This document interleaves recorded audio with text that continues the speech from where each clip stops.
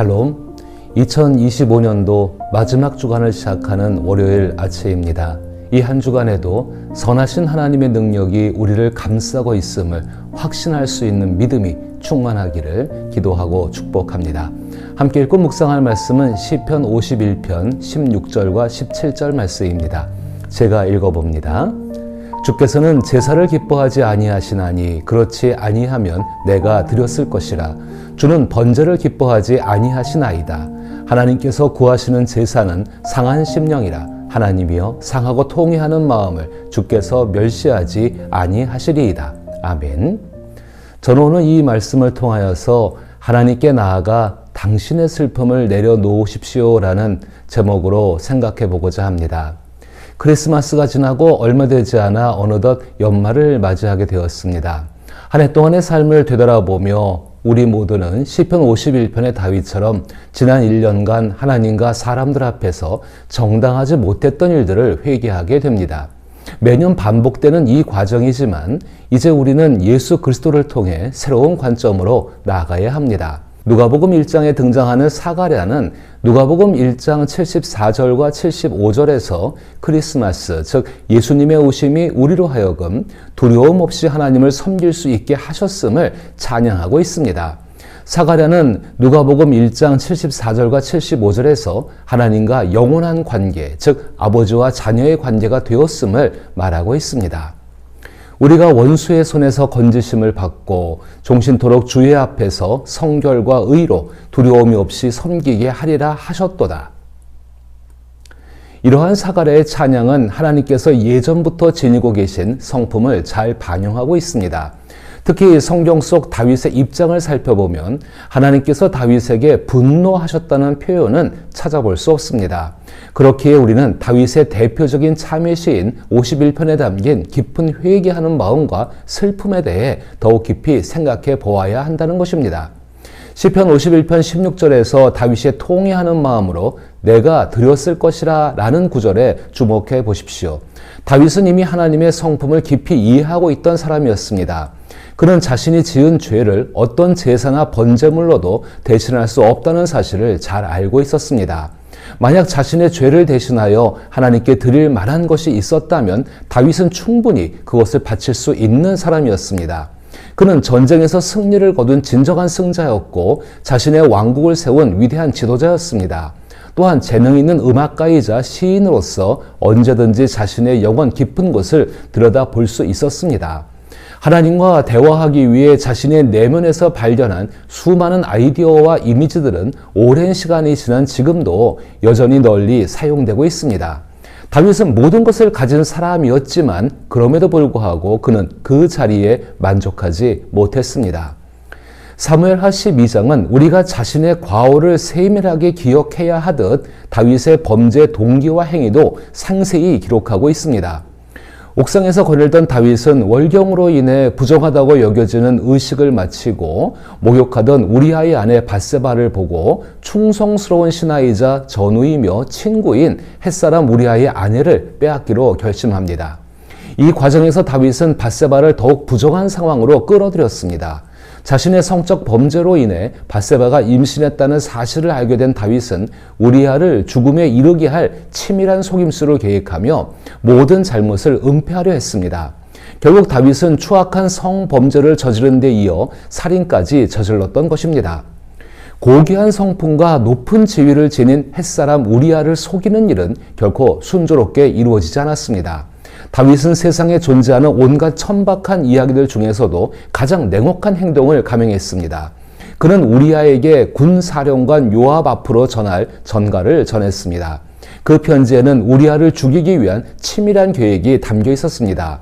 어떤 막장 드라마 작가도 이보다 더 잔인한 배신의 이야기를 상상하기 어려울 것이며 하나님의 사랑을 받던 다윗의 인간성의 파멸보다 더 야비한 인물도 떠올리기 힘들 것입니다. 다윗의 계략은 독창적이면서도 천재적인 면모를 지니고 있었습니다.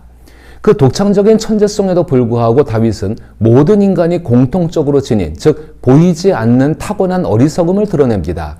전지전능하신 하나님께 무언가를 숨기려는 그 어리석음 말입니다.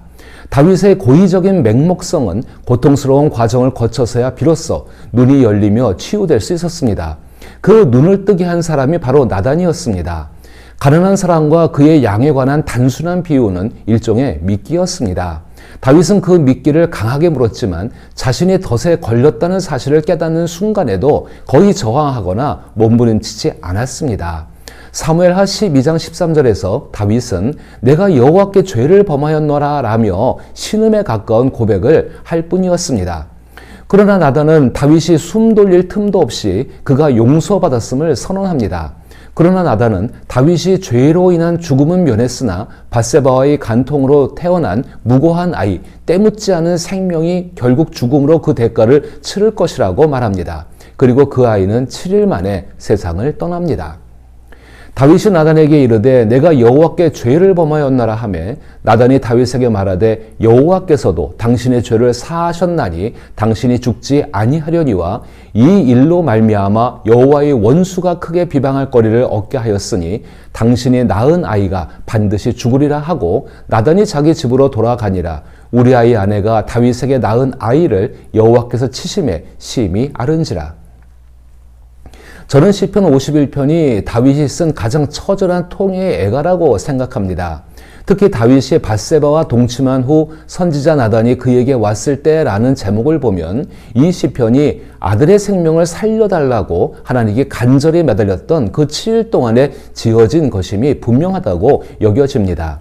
시편 51편의 내용은 우리가 잘 아는 것처럼 죄를 씻어주시고 정결하게 하시며 정한 마음을 새롭게 창조해달라고 하나님께 간구하는 내용입니다.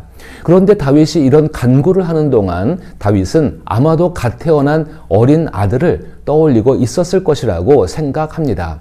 이미 나단 선지자가 용서를 선포했음에도 불구하고 다윗이 계속해서 용서를 구하는 이 간절한 기도는 이름도 없는 일주일 된 아들에게도 그 용서가 흘러들어가 똑같이 선포되기를 바라는 못난 아버지의 마음에서 우러나온 것이라고 저는 해석해 봅니다.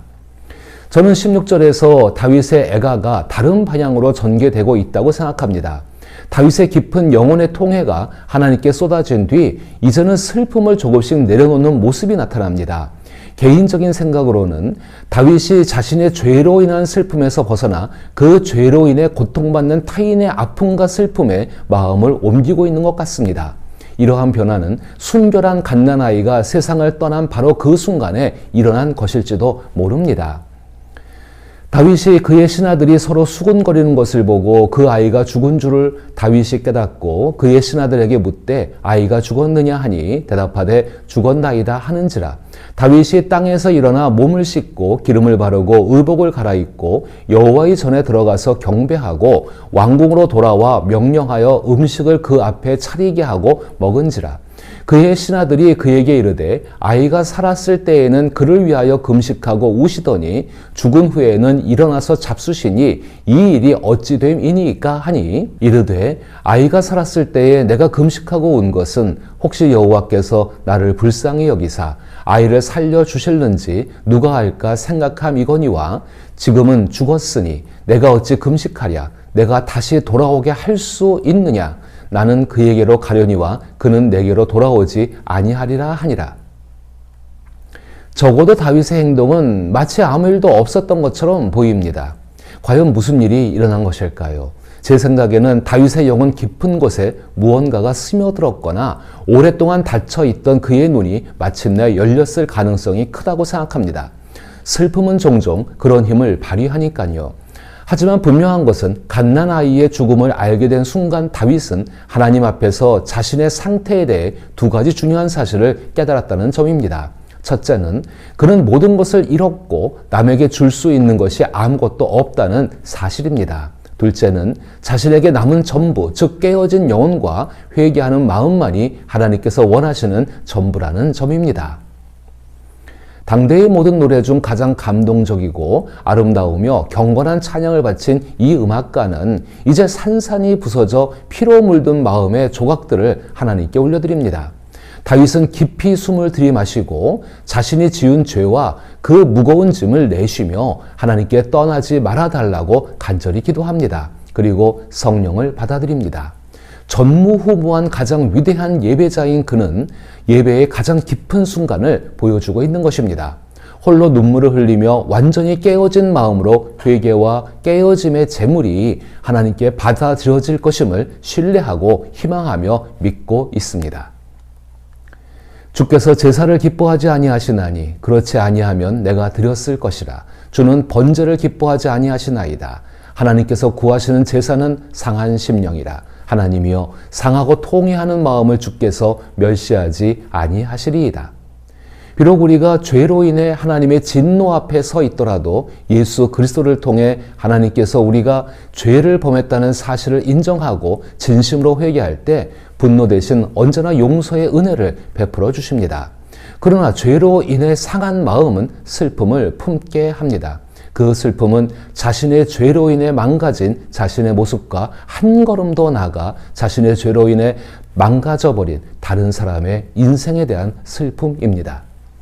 우리가 해야 할 일은 지난 1년 동안 하나님과 사람들에게 행한 부당한 일을 회개하며 그로 인해 마음속에 쌓였던 슬픔을 하나님 앞에 내려놓는 것입니다.